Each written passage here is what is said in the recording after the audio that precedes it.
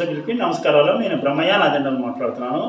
నిన్నటి ఎపిసోడ్లో సేంద్రియ వ్యవసాయం చేయాలనుకునే రైతులకి ఉండవలసిన లక్షణాలు ఏంటి, ఏ విధమైన మానసిక సంసిద్ధత ఉంటే ఈ సేంద్రియ వ్యవసాయం చేయగలుగుతారనే విషయాల మీద నిన్నటి వీడియోస్లో మొన్నటి వీడియోస్లో కొన్ని చర్చించడం జరిగింది. ఈరోజు మిగిలిన విషయాల గురించి సేంద్రియ వ్యవసాయంలో వ్యవసాయం చేయాలనుకున్న రైతుకి ఉండవలసిన లక్షణాలు ఏంటనేది ఈరోజు చర్చిద్దాం. ఫస్ట్, మానసిక సంసిద్ధత.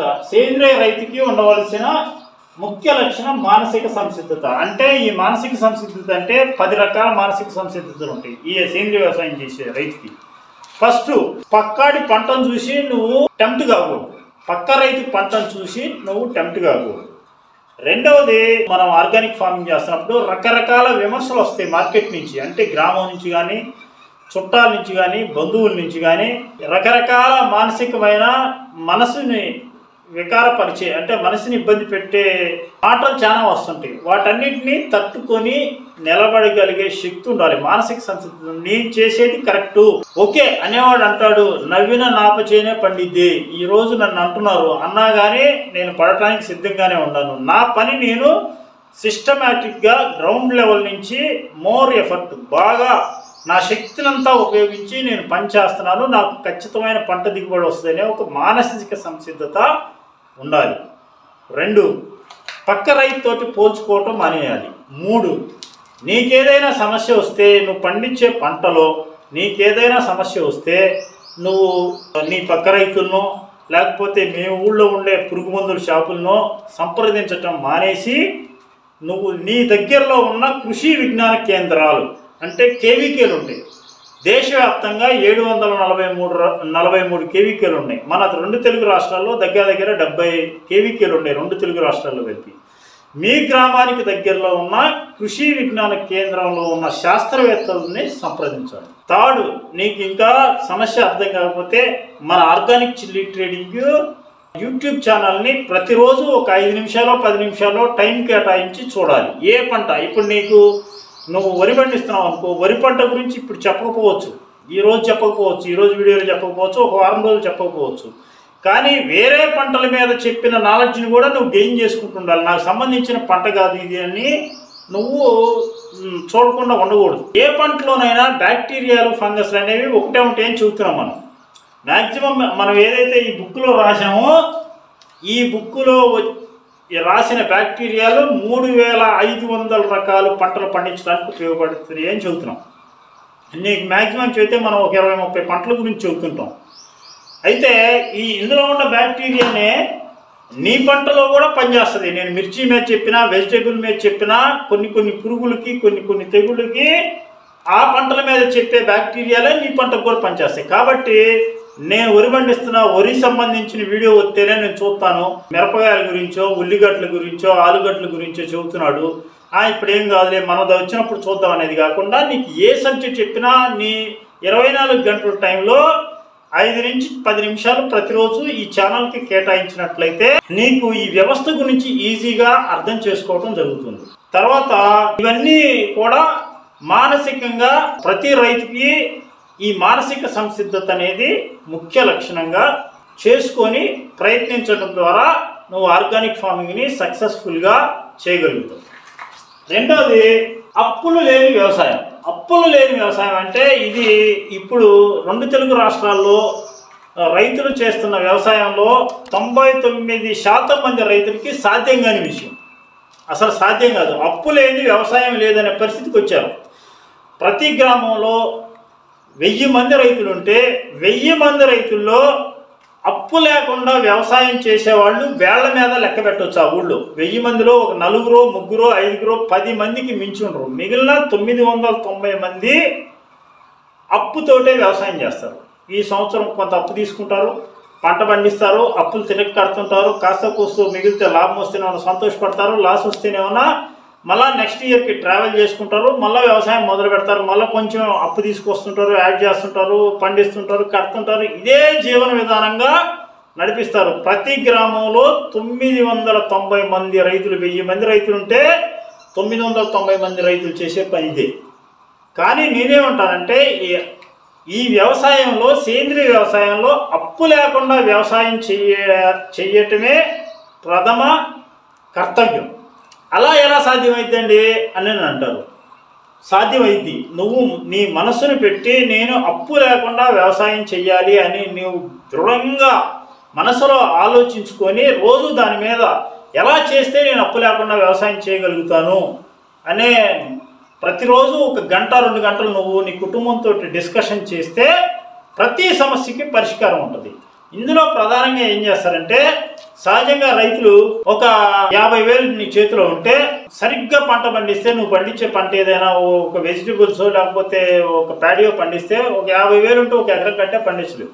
అదే 50,000 తోటి రైతు ఏం చేస్తారంటే 50,000 సొంత పెట్టుబడి ఉంచుకొని ఒక 5 ఎకరాల కవులు తీసుకొని పురుగు మందుల వీళ్ళ దగ్గర అప్పులు తీసుకొచ్చి బయట క్యాష్ దొరికినప్పుడు క్యాష్ తీసుకొచ్చి 5 ఎకరాలు 6 ఎకరాలు పంట పండిస్తారు. పంట పండించిన తర్వాత ప్రతికూల పరిస్థితులు అనుకూల పరిస్థితులు అన్నీ ఫేస్ చేయాల్సింది రైతే. ఎవరి దగ్గర అయితే అప్పు తెచ్చుకున్నావో అతనికి కానీ, నీకు అప్పులు ఇచ్చే పురుగు మందులకు కానీ నీ సమస్యలు వాళ్ళకి అవసరం లేదు. నువ్వు పంట ఎండినా పండినా తిరిగి వాళ్ళకి కట్టాల్సిందే. కట్టిన తర్వాత మిగిలితే నువ్వు తినాల్సింది. అయితే నేనేమంటానంటే, అసలు ఈ కష్టం ఎవరి కోసం చేస్తున్నప్పుడు లాభం లాసు పక్కాడితో సంబంధం లేకుండా అన్నీ నువ్వు బరాయించి లాభాలే వాళ్ళకి ఇవ్వాల్సిన పరిస్థితి వస్తుంది అని అంటే నీకు ఈ అప్పు అవసరమా అని నేను అడుగుతున్నా. ఇప్పుడు నువ్వు వడ్డీ కప్పు తీసుకొస్తే నీకు లాభం వచ్చినా లాస్ వచ్చినా వడ్డీతో సహా కట్టాల్సిందే. ఒక పురుగు మందు నువ్వు మార్కెట్లో నుంచి కొనుక్కొస్తే కెమికల్ పెస్టిసైడ్ నీకు లాభం వచ్చినా లాస్ వచ్చినా పంట అయిపోయిన తర్వాత ముందు వాడి వడ్డీతో సహా వాడి వస్తువుకి డబ్బు కట్టిన తర్వాత మాత్రమే నువ్వు కుటుంబ ఖర్చుకి వాడుకోవాల్సిన పరిస్థితులు ఉన్నాయి. అంటే నీ శ్రమ చేస్తుంది నువ్వు, గ్యారంటీ మనీ ఎవరికి పోతుంది? కార్పొరేట్ కంపెనీలకు పోతుంది, అప్పిచ్చడానికి పోతుంది. నీకు గ్యారంటీ, రైతు అనేవాడికి గ్యారంటీ లేదు. కాబట్టి ఆ వ్యవస్థని నువ్వు అప్పు లేకుండా వ్యవసాయం చేయాలి అనే ఒక దృఢ నిశ్చయం కల్పించుకుంటే గ్యారంటీ ఇన్కమ్ అనేది నీ ఇంటికి వస్తుంది. దానికి ఎలా చేయాలి అనేది నీకు ఇప్పుడు లక్షల మంది రైతులు ఉంటారు. లక్షల మంది రైతులకి ఇలా చేస్తే బాగుంటుందని మనం చెప్తే కాదు, ఎవరి సమస్యలు వాడుకుంటాయి. కానీ నీ మనసులో నేను అప్పు లేకుండా వ్యవసాయం చేయాలి అనే దృఢ నిశ్చయంతో నువ్వు ఆలోచిస్తే నీ సమస్యలకి, నీ చుట్టూ ఉన్న పరిస్థితులకి నీ అంతటి నువ్వే ఒక్కొక్కటి బిల్డ్ చేసుకుంటా ఒక 1 year నాటికి సక్సెస్ కాగలుగుతావు. అయితే మరి నాకు అప్పు లేకుండా వ్యవసాయం చేయాలంటే ఎలా సాధ్యమైంది అని అంటే చేయొచ్చు. ఎలా అంటే ఇప్పుడు నువ్వేం చేస్తున్నావు, నీ దగ్గర ఒక 50,000 ఉంటే 5 ఎకరాలు 10 ఎకరాలు వ్యవసాయం చేస్తావు. మిగిలిన దానికి అయ్యే పెట్టుబడి 3 లక్షలు 4 లక్షలు 2 లక్షలు 50,000కి పోను మిగిలిన 2 లక్షలు 3 లక్షలు బయట నుంచి అప్పులు తీసుకురావటము, మందులు తెచ్చుకోవటము, కొట్టడం ఇస్తున్నావు. ఆ 2 లక్షల వాల్యూ బయట నుంచి తీసుకురాకుండా నీకున్న 50,000లోనే ఇప్పుడు సేంద్రీయ వ్యవసాయంలో ఎట్లా ఉంటుంది అంటే, ఇప్పుడు నీ దగ్గర 50,000 ఉంటే నువ్వు కెమికల్ వ్యవసాయం చేస్తే 1 ఎకరం వరి పండించగలుగుతావు. అదే సేంద్రీయ వ్యవసాయం చేస్తే 3 ఎకరాలు వరి పండించగలుగుతావు అదే 50,000 తోటి. తద్వారా నువ్వు ఆ 50,000 తోటే 3 ఎకరాలు పండించగలుగుతావు. ఒకవేళ అంతా ట్రై చేసావు, 50,000 తోటి 3 ఎకరాలు నేను పండించడానికి ట్రై చేసావు, లాస్ట్ మినిట్లో కోతల దశలోనూ లాస్ట్ ఇంకా పంట చేతికొచ్చే పరిస్థితిలోనూ డబ్బు అవసరం అయితే ఆ 3 ఎకరాలకే అవసరమైన 5,000 10,000 20,000 15,000 అప్పు తీసుకొచ్చుకొని పంట కట్ చేయడంలో ఇమ్మీడియట్గా అమ్మేసి అప్పు క్లియర్ చేసుకునే ప్రొసీజర్లో కన్నా రావాలి. సాధ్యం కాని పక్షంలో మ్యాక్సిమం నువ్వు ఆలోచించి పంటకి ఇంకా 2 నెలలు టైం ఉంది. 2 నెలల టైంలో నువ్వు నీ సొంత వ్యవసాయానికి అవసరమైన డబ్బు ఎంత మనం వీడియోస్ చెబుతాం. ఒక పంటకి ఎంత ఖర్చు వస్తుంది మన బయలాజికల్ మెథడ్లో అని చెబుతాము. పంట మొదటి నుంచి పంట అయిపోయే వరకు అయ్యే ఖర్చులు చెబుతాం. అయితే దాంట్లో ఒక 10-20% వ్యత్యాసం ఉంటుంది. ఊరికి స్టేట్ మొత్తానికి ఒకే రేట్లు ఎక్కడ వర్కౌట్ కావు. కూలీ రేట్లు కానించి ఎరువుల రేట్లు కానించి పని విధానాన్ని బట్టి ఎక్కువ తక్కువలు ఉంటాయి. కాబట్టి ఒక 10% 20% అటు ఇటుగా ఉంటుంది మనం చెప్పే ప్రైజెస్కి. కాబట్టి అలా అప్పు లేకుండా వ్యవసాయం చెయ్యాలి నేను ఈ సంవత్సరము అని దృఢంగా నిశ్చయించుకొని ఆలోచిస్తే కనుక ప్రతి సమస్యకి పరిష్కారం దొరికింది. ఆ పరిష్కారం ద్వారా నువ్వు విజయం సాధించగలుగుతావు. ఈ సేంద్రీయ వ్యవసాయం చేయాలనుకునే రైతులకు ఉండవలసిన లక్షణాల గురించి రేపటి ఎపిసోడ్లో కొన్ని విషయాలు చర్చిద్దాం. ఆర్గానిక్ చిల్లీ ట్రేడింగ్ యూట్యూబ్ ఛానల్లో వీడియోస్ చూసి సేంద్రీయ వ్యవసాయం చేయాలనుకునే రైతులు ఎవరైనా ఈ సూక్ష్మజీవులతో వ్యవసాయం అనే బుక్కు, ఈ పుస్తకాన్ని నేను నా స్వీయ అనుభవంతో రచించాను. ఈ బుక్కుని మీ దగ్గర పెట్టుకొని వ్యవసాయం చేయటం చాలా సులభతరంగా ఉంటుంది. కావున ఈ పుస్తకం కావాల్సిన రైతులు ఎవరైనా కానీ మన ఆర్గానిక్ చెల్వి ట్రేడింగ్ యూట్యూబ్ ఛానల్లో ప్రతి వీడియోలోనూ కింద స్క్రోలింగ్లో మన ఆఫీస్ నెంబర్స్ ఇవ్వటం జరుగుతుంది. ఆ ఆఫీస్ నెంబర్స్ని కాంటాక్ట్ అయ్యి ఆర్డర్స్ పెట్టుకోండి. ఈ బుక్కు మీరు చేసే వ్యవసాయాన్ని 50% నుంచి 70% వరకు సులభతరం చేసిద్ది. ఈ బుక్ నీ ఇంట్లో ఉండటం వల్ల ఈ వ్యవసాయం చాలా సులభతరంగా ఈజీ మెథడ్స్ అన్నీ కూడా తెలుసుకొని సులభంగా వ్యవసాయం చేసుకోవచ్చు. రైతు మిత్రులకి ధన్యవాదాలు.